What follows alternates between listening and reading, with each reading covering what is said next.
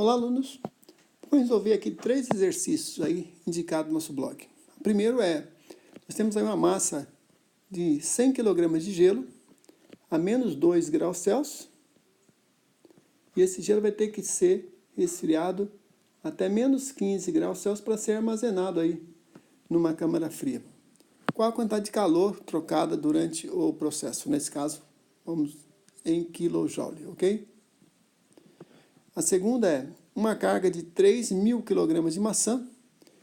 Ela inicialmente está a 20 graus Celsius e ela tem que ser conservada dentro de uma câmara a 2 graus Celsius. Nesse caso aí, qual a quantidade de calor deve ser removida da maçã para que ela seja armazenada? E a última questão aqui, a terceira, uma câmara localizada em São José. As condições de temperatura em São José é a mesma coisa que Florianópolis, 32 graus Celsius de TBS, umidade relativa de 60%. Essa câmara tem 25 metros cúbicos e a temperatura interna de 2 graus Celsius. Nesse caso, considerando que tem abertura de porta para carregar e descarregar, a pergunta é qual a carga térmica devido à infiltração de ar externo, ou seja, o ar quente dentro da câmara. Ok? Inicialmente, vamos fazer a primeira aí. 100 kg de gelo. O gelo está a menos 2 graus Celsius e vai para 15, não é isso? Então, veja aqui esse gráfico, né? A temperatura já está abaixo de zero. Então, não tem troca de calor latente, não vai congelar, apenas vai reduzir a temperatura. Então, aqui é um gráfico, vai demorar um certo tempo, mas o gelo vai se congelar. O ΔT, então, é de 13 graus Celsius, ok? De menos 2 para menos 15. O calor específico do gelo é de aproximadamente 2,1 kJ por quilograma grau Celsius. O gelo tem calor específico de metade da água, né? Que é 4,18, ok? Então, fazendo essa conta, ó, observe que eu tenho 13 é o ΔT.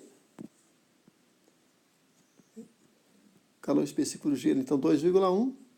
E a massa de gelo, 100 kg. Com isso, nós temos aí 2.730 kJ, que é a energia, né? Nesse caso, kJ é energia, ok? Energia deve ser retirada do gelo para que ele passe por esse processo. Só um detalhe aqui, imagine que eu tenho aqui um isopor, aqui um EPS, coloque esses 100 kg de gelo aí no isopor. O isopor, na verdade, é o nome comercial, né? É o EPS. E aí eu tenho aí os 100 kg e eu coloco ali, sei lá, um pedaço de carne ali para manter conservado ali nesse gelo. Esse gelo está a menos 15 graus, ok? Bom, para esse gelo derreter todo, só para vocês terem ideia, eu faço a seguinte conta. Vamos supor que está menos 15, eu quero levar ele a 0 graus e depois fazer ele derreter todo, né? Porque a gente sabe que o gelo derrete, o gelo, se ele estiver limpinho, ele vai derreter a 0 graus, sem mudar a temperatura. Então, eu tenho aí troca calor sensível, mc∆T, para passar de menos 15 até 0, e depois tem calor latente, que é a massa vezes o calor latente para derretimento. Derreter um gelo significa fundir, né? Fusão do gelo. Esse L é da ordem de 334 kJ por quilograma. Também, se você estivesse trabalhando quilocaloria por hora, seria 80 kcal por hora. Calor específico do gelo aí, e o ΔT, nesse caso, de 15 graus Celsius. Nesse caso, então, eu teria, então, essa energia aqui para o calor sensível e essa energia aqui para o calor latente, que é a troca de calor para derreter o gelo. Eu precisaria, então, de 36.550 kJ. Ou seja, seria preciso esse gelo, antes de derreter, ele teria que dissipar essa energia. Agora, tem que lembrar que o isopor, ele não aqui nesse caso, é como se... Então, observe bem, então, que além do... A gente tem que entender o seguinte, o isopor, a gente fez a consideração de que ele é perfeitamente isolante e que não deixa, obviamente, assim, entrar nenhum calor. Mas isso não é verdade. Se eu tivesse aí a área de isopor, eu poderia perceber que parte dessa energia aqui teria sido dissipada, né? Porque o gelo ia receber calor de fora, né? Além disso, eu posso estabelecer que se por acaso essa energia fosse dada num determinado tempo, a gente teria aí como calcular qual seria a quantidade de quilojoule por segundo. Bom, vamos fazer agora a segunda questão, que é a questão da maçã. Eu tenho aí 3.000 kg de maçã. A maçã ela está inicialmente a 20 graus Celsius e eu quero levá-la a 2 graus Celsius. Eu vou usar de novo Q igual a mc ΔT. Essa equação aqui. Só que eu tenho que usar o calor específico da maçã, né? Que é 3,65 kJ por quilograma grau Celsius. Bom, fazendo essa conta, eu tenho aqui 3.000 vezes 3,65 vezes 18. 18 graus é o ΔT, né? Que é 20 menos 2. Ok? Esse valor aqui do ΔT, 18 graus Celsius, entrou na minha equação. Com isso, eu tenho uma troca de calor da ordem de 197.100 kJ. Bom, se por acaso nessa câmara isso acontecesse numa câmara e fosse uma movimentação diária de 3.000 kg por dia, a gente poderia dividir esse valor por 16 horas, que cada hora, uma hora tem 3.600 segundos, e teria uma carga térmica de 3,4 kW, só pela carga do produto. Lembrando que eu usei 16 horas porque na câmara com temperatura acima de zero, a gente normalmente considera 16 horas como temperatura de operação, sendo 8 horas para degelo.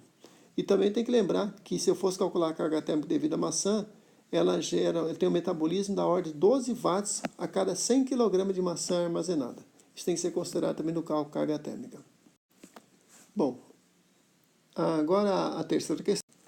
Eu tenho uma câmara fria aí, ela tem temperatura interna de 2 graus Celsius e tem aí uma temperatura externa de 32 graus Celsius. O que acontece é que quando a gente tem uma câmara como essa, apesar de colocar às vezes aí uma porta com plásticos, né, na entrada ou cortina de ar, eu tenho infiltração.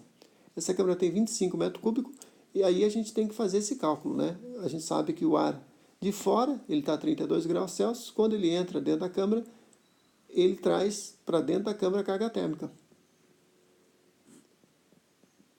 E a gente precisa saber isso, calcular para efeito de cálculo. Para a infiltração, existe uma equação que é essa aqui, ó. A carga térmica de infiltração é igual a N.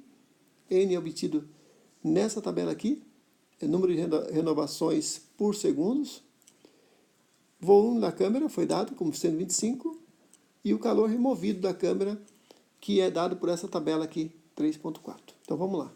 Primeira coisa, o volume da câmara então está certo, é uma grandeza já calculada, 25 aqui.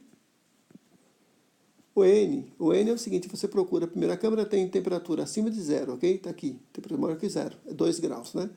Você encontra o volume aqui, ó. Não tem o volume de 25, então eu vou fazer uma interpolação entre esses dois valores aqui, ó. Deu aproximadamente 0,22 vezes 10 a menos 3, ó. Porque essa tabela é 10 a menos 3. Então significa que aqui o N é 0,22 dividido por 100 renovações por segundo, ok? E ainda falta esse último termo, que é o calor removido. Aí você vem nessa equação, para a câmara de temperatura maior que zero, essa tabela, tem uma tabela para temperatura menor que zero. Bom, a temperatura interna da câmara é 2 graus, não tem 2 graus, mas está mais perto de zero, então eu vou usar isso aqui, ó. Eu vou usar 0 graus aqui e vou procurar a temperatura do ar que entra. Bom, o ar está entrando a 32 graus Celsius. Bom, vou procurar, eu vou adotar que o ar está entrando a 30, para facilitar que eu não tenha a medida certinha para 32, né? Ou seja, escolhi isso aqui, ó. Umidade relativa do ar por Florianópolis, 60% aqui, ó. Com isso eu tenho esse valor 71,16, que eu vou levar para a equação aqui, ó. Com isso eu tenho uma carga térmica para infiltração de 0,39 kJ por segundo, ou 0,39 kW, que a gente tem que considerar nos cálculos também aí de carga térmica.